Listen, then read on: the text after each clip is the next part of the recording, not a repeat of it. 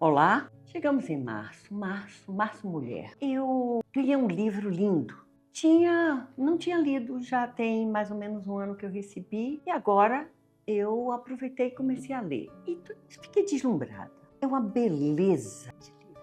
O título na publicação brasileira é Outros Jeitos de Usar a Boca, de Rupi Kaur. Essa é uma edição muito elegante porque vem em português e vem em inglês, que é a língua que ela produziu, primeira versão do livro.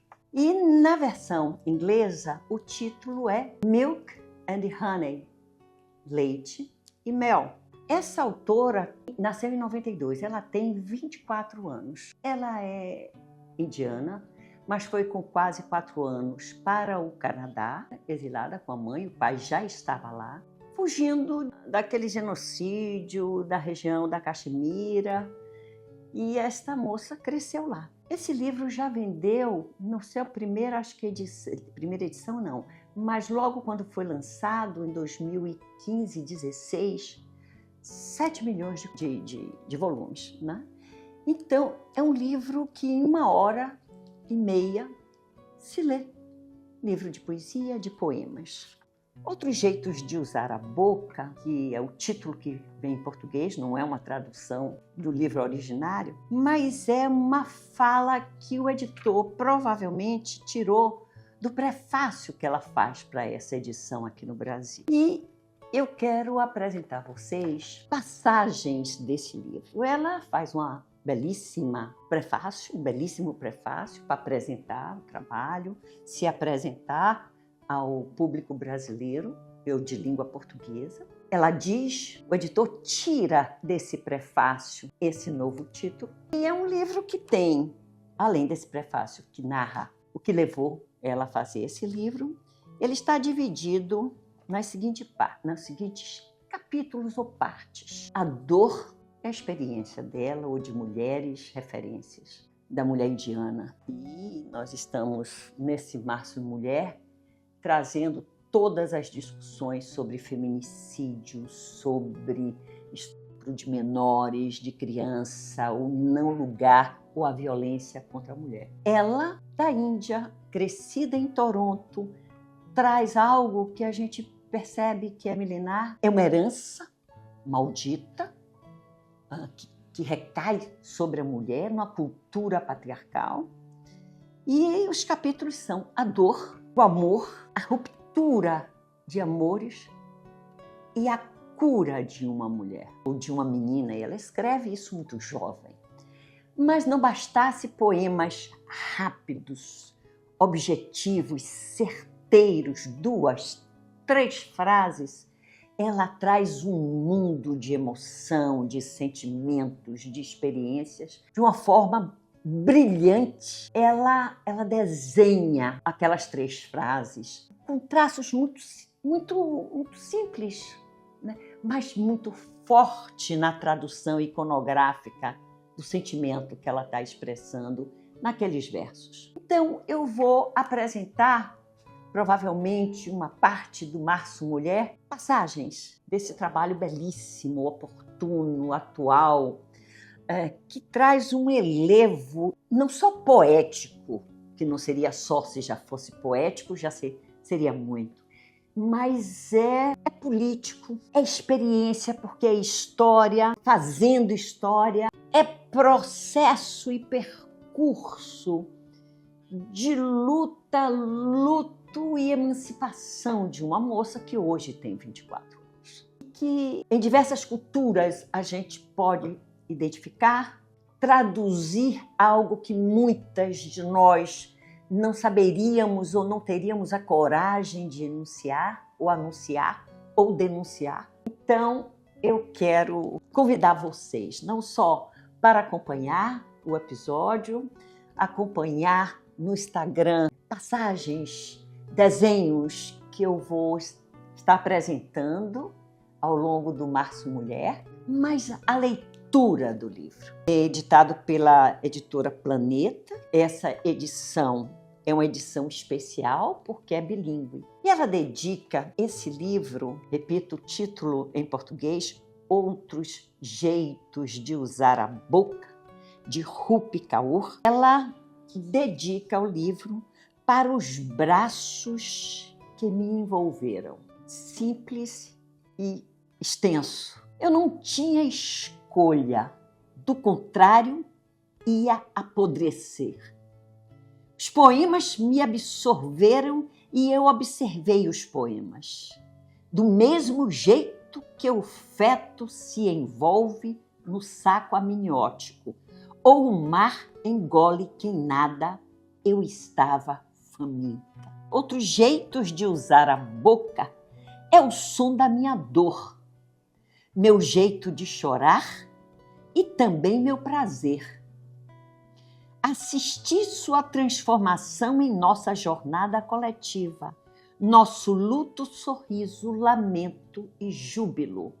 Foi daí desse momento, dessa passagem do prefácio que foi sugerido o título em português, quando ela diz Outros Jeitos de Usar a Boca. Ela nasceu em 1992, num vilarejo chamado Munak Kalan, no estado de Punjab, logo abaixo da Caxemira, no norte da Índia, no mês de outubro, temporada das monções. Para o meu pai, oportunidade e tempo se juntam um mês depois do meu nascimento. Ele agarra a oportunidade. Sabe que se não partir agora, ele vai acabar preso, assim como seus amigos, torturado, morto ou talvez as 3 opções, nessa exata sequência. Em nome da sobrevivência, minha família vira uma nota de rodapé na história. Uma entre as dezenas de milhares de sikhs punjabi fugindo de Panjub por causa do genocídio. Então ela nasce nesse contexto da violência na região da Caxemira. E o pai foge ou sai durante o nascimento, ou no nascimento dela, um mês depois do nascimento. Depois de 3 anos e meio, minha mãe e eu nos juntamos a ele, deixando para trás 3 anos e meio do sol mais quente, que meu corpo já viu. Você sobe no avião e tudo aquilo some. Sua língua barulhenta, verões escaldantes que hoje são insuportáveis, mas se tornaram nostálgicos nas próximas décadas. O verde fazenda do vilarejo contra o marrom indústria da cidade. A melanina dançando maluca na pele, a voz que você transformou em país. Horas depois, as rodas do avião encontram o asfalto de uma Montreal invernal. Mamãe e eu cruzamos o portão para retirar a bagagem. Homens que não reconheço nos cumprimentam. Choro quando um deles me pega no colo. Mamãe me diz que ele é meu pai. Que palavra! Ah, que peso carrega! A adaptação é como vestir roupas largas demais.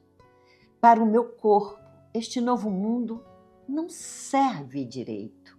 Quando começo a escrever poesia, no ensino médio, ela não conseguia aprender o inglês até a conclusão do ensino fundamental. Sinto um desejo profundo de escrever na minha língua mãe. A beleza em suas formas. Gulmerk é a escrita punjabi, que usa apenas o ponto final. Não há nenhuma outra pontuação. Todas as letras são tratadas do mesmo jeito, sem distinção entre maiúscula ou minúscula. Eu gosto dessa simplicidade. Tão simétrica e completamente direta, passo um tempo tentando escrever poesia em Punjabi, mas não consigo porque não sei usar a língua de um jeito visceral. eu me pergunto o que aconteceria se eu incorporasse algumas das suas características ao meu trabalho em inglês. Apenas pontos finais. Tudo em maiúsculo. É assim que nasce o formato de outros jeitos de usar a boca. Então, esse trabalho, esses poemas, essa escrita, guarda essa dinâmica, essa simplicidade de letras, de palavras, sem as interrupções linguísticas, gramaticais, sem as vírgulas, mas de uma forma direta. Então, às vezes, é preciso que mesmo um poema de 3 frases, a gente releia para que o sentido e a intensidade fique demonstrado, já que na nossa língua a gente tem toda uma entonação que é dada pelas pontuações, pelos pontos e segmentos, vírgulas, interjeições e interrogações. Aqui no livro, não. Escreva um poema sobre o genocídio de Sikhs em 1984. Na Índia. Há um verso sobre as mulheres que passaram por isso. A força delas é uma coisa impressionante. Elas são as sobreviventes dos assassinatos de seus maridos e seus filhos. Sobreviventes da traição, da tortura. Eu escrevo que elas saem desse terror tão suaves como o leite e tão densas como o mel. É assim que nasce o título, em inglês, Milk and Honey, leite e mel. Nosso trauma vai além das fronteiras das nossas próprias épocas. Não estamos apenas nos recuperando do que fizeram conosco na infância. Minha experiência são as mesmas da minha mãe e da mãe dela e da mãe dela antes disso. São gerações de dor incrustada na nossa alma. Ela prossegue nesse prefácio e eu trago, vamos dizer assim, o final desse prefácio porque ele já anuncia a objetividade, a força hermenêutica de sentimentos, mas em uma frase, em 2 linhas. Ela diz o seguinte: a menina escreveu outros feitos de usar a boca. Se tornou a escritora que aquela menina, de 3 anos e meio, tropeçando pelo asfalto de Montreal, precisava. Quem lhe deu o direito de escrever? Quem disse que ela poderia escrever sobre as coisas que a definam?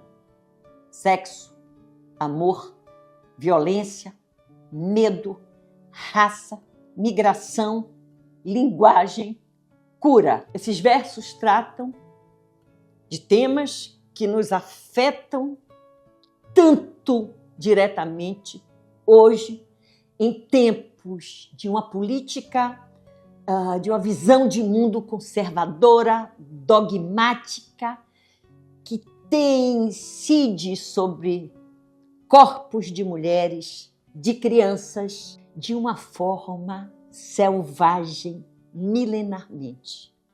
Reacende essa violência, a objetivação das mulheres como coisas e que alimentam muitos imaginários em segmentos ou em populações ainda em pleno século XXI em muitos lugares do nosso planeta e diversas culturas. Ela escreveu a partir da sua própria experiência. E ela da sua família, do seu povo, ela escreveu de forma destemida, de forma honesta. Espero que seus olhos se apaixonem pelos poemas. Espero que o leite corra para você e o mel adoce o seu caminho. Obrigada por segurar. Obrigada por segurar meu coração nas suas mãos, amor e luz, Rupi Kaur. Não dá para emocionar só no prefácio. E ela traz todos os elementos, sentimentos e experiências que não são desconhecidas nos dias atuais. O primeiro capítulo é dor. Ao longo desse episódio, eu vou trazer algumas passagens de alguns desses capítulos. Eu vou apresentar no Instagram algumas fotos, falas, textos, como um carrossel, ao longo deste mês de março. Eu apresento aqui, agora, o primeiro momento que ela traz. Como é tão fácil para você ser gentil com as pessoas? Ele pergunta. Leite e mel pingaram dos meus lábios quando respondi, porque as pessoas não foram gentis comigo. O primeiro menino que me beijou segurou meus ombros com força como se fossem o guidão da primeira bicicleta. Em que ele subiu, eu tinha 5 anos. Ele tinha cheiro de fome nos lábios. Algo que aprendeu com o pai, comendo a mãe às 4 horas da manhã. Ele foi o primeiro menino a ensinar que meu corpo foi feito para dar aos que quisessem, que eu me sentisse qualquer coisa, menos que inteira. O meu Deus, eu de fato me senti tão vazia quanto a mãe dele às 4h30 da manhã. Aqui vem um primeiro desenho dela. Vem um primeiro desenho que eu vou deixar para uma outra oportunidade. Vocês verem no Instagram esse carrossel, né? Entre poema e artista que desenha com traços simples, cujo corpo desenhado acolhe um poema. Eu vejo vocês no próximo episódio.